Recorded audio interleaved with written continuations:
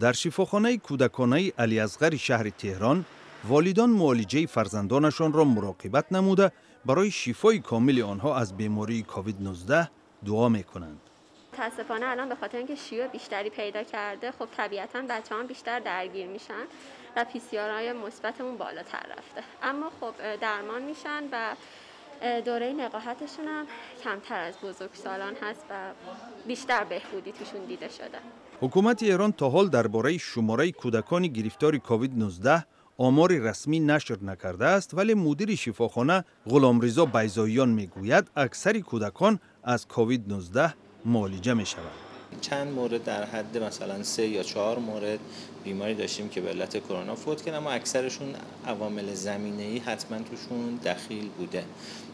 بدون عامل زمینه‌ای هم الحمدلله مورد فوتی نداشتیم و همشون با درمان و به خوبی از اینجا ترخیص شدن.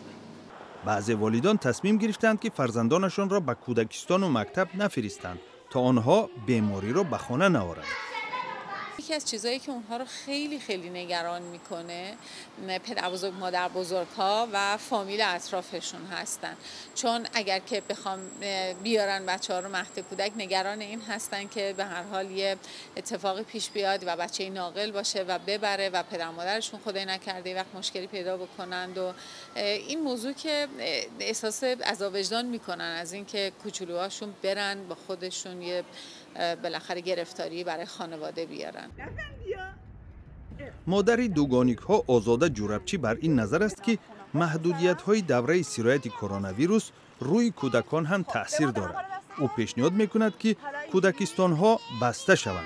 مدرسه که دیگه به نظر من 100% اشتباهه، به خاطر اینکه واقعا یک سال اگر که متوقف بشه هیچ در آینده بچه‌هاش تاثیر خاصی نداره. یک سال همه بچه‌ها نرن مدرسه. فیض رحمتی از آن والدان است که منتظر بسته شدن کودکستان ها نیست و فرزندش را هم به کودکستان نمیفرستد.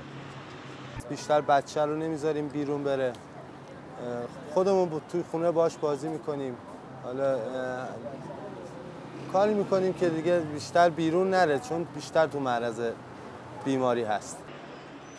روز شنبه پرزیدنت ایران حسن روحانی به مقامات ولایت‌ها صلاحیت داد که وابسته به افزایش سرایت کرونا ویروس محدودیت جاری کنند.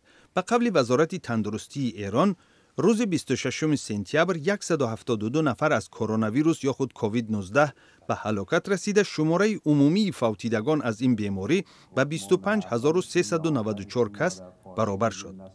به گفت همین وزارت شماره عمومی گرفتاران کرونا ویروس در جمهوری اسلامی از 433,000 نفر هم بیشتر شده است.